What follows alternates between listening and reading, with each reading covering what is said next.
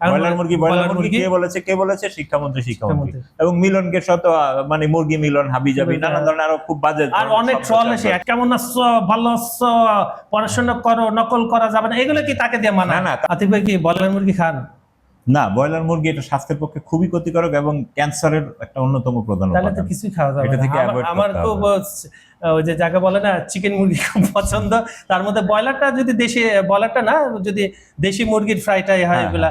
তাই এই যে ব্রয়লার টলার নিয়ে কিন্তু এই যে ব্রয়লার পার্টি, চিকেন পার্টি, এটা নিয়ে কিন্তু রাস্তাঘাট খুব উত্তপ্ত আমরা দেখতেছি। যে বন্যার মধ্যে ছাত্রছাত্রী, বিশেষ করে ছাত্রীরা আমাদের কোমর পানিতে হাঁটু, আমাদের শিক্ষামন্ত্রীকে নিয়ে দেখে টল করতেছে 2 হাতে তরমুজ নিয়ে, মিলন সাহেব এখন ওয়াটার মিলন হয়ে গেছে। এইটা এখন খুবই বাস্তব বাচ্চাদের যে অভিযোগ, মানে এটা আসলে পাগল নাকি কি আমরা বুঝি না। এই লোক 90 সালে ঠিক ছিল, 90 এর পরে উনি শিক্ষামন্ত্রী, দ্যাটস গুড। বাট এই যুগে এসে উনি এখনকার শিক্ষা পদ্ধতি কিচ্ছু বুঝে না, সে খালি কয় নকল নকল। এখনকার বাচ্চারা কি নকল কি জিনিস জানে? ছাত্ররা তো ভাগ্যিস তারে জিজ্ঞেস করে না যে নকল কি জিনিস, নকল করার সুযোগ আছে নাকি।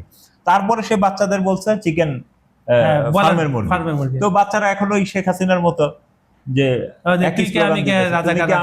ব্রয়লার মুরগি কে বলেছে? শিক্ষামন্ত্রী এবং মিলনকে শত মানে মুরগি মিলন, হাবিজাবি নানান ধরনের আরো খুব বাজে আর অনেক ট্রল এসে একটা শিক্ষা। এবং এখনকার বাচ্চারা তো সেই জিনিস না, তারা এআই দিয়ে সুন্দর চিকেন মুরগির সমাবেশ করছে, সেখানে মুরগি মিলন বক্তব্য রাখতেছে এবং তাদের একটা ফেসবুক পেজও করছে তারা।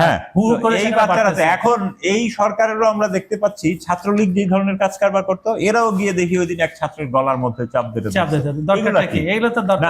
মানে ছাত্রদল কি আপনার পেটুয়া বাহিনী? তারপরে এই পুলিশ দিয়ে ডেইলি স্টারে আজকে দেখবেন একটা ছবি ছাপছে, পেছনে 36শে জুলাই লেখা, পুলিশ গিয়ে এক ছাত্রকে পেটাচ্ছে। তো সেই পুলিশই তো এই পুলিশের তো কোনো পরিবর্তন হয়নি।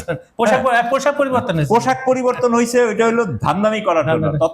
অন্তর্বর্তী সরকারের আমলে একবার পোশাক পরিবর্তন করছে, একদল লোক লাভবান হয়েছে, সেইটা যৌক্তিকতা ছিল। কিন্তু এখন যে পোশাক পরিবর্তন, এইটা হলো বিএনপির কোন নেতাকে টেন্ডার দেওয়ার জন্য। হ্যাঁ, এবং আপনি জানেন যে আমলা, টেন্ডারবাজ, এগুলা পুলিশ সব কিন্তু সব চরিত্র 50 বছরে এই সব দুর্বৃত্ত গুলা একাংশ হয়েছে এবং এখনো তারা একই আছে। তারা তাদের চুরির স্বার্থে একবার আওয়ামী লীগকে ক্ষমতা আনবে, একবার বিএনপিকে, প্রয়োজনে তারা জামাতরাও ক্ষমতা আনবে, অন্য কাউরে আনতে পারে। এটা হলো তাদের দুর্নীতি বজায় রাখা। ঠিক আছে, আপনি ফায়ারের দিকে চলে গেছে, আমি আপনাকে একটু হালকা করি। সেটা হচ্ছে আপনার মনে করেন শিক্ষামন্ত্রী মানে একটা দেশের যে শিক্ষা যে মেরুদণ্ড, তাকে তো সে ধরনের, সে যদি বলে যে কেমন আছো, ভালো আছো, পড়াশোনা করো, নকল করা যাবে না, এগুলো কি তাকে দিয়ে মানা? না, তারপরে এই লোকটি মানে কমন সেন্সের অভাব আছে।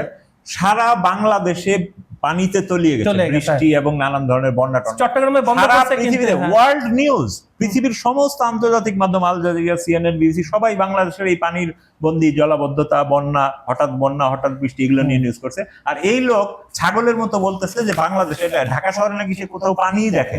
আরে আমরা তো পানির জন্য ঘর থেকে বাইরে হয়েছে রিক্সার, স্পেশালি একজনের ভিজায় রিক্সা টাকায় আনছি এবং যে জায়গায় 50 টাকা ভাড়া সেটা 100 টাকার উপরে ভাড়া দিতে হয়েছে। আর এই লোক বলে সে নাকি ঢাকায় কোনো পানি দেখেনি।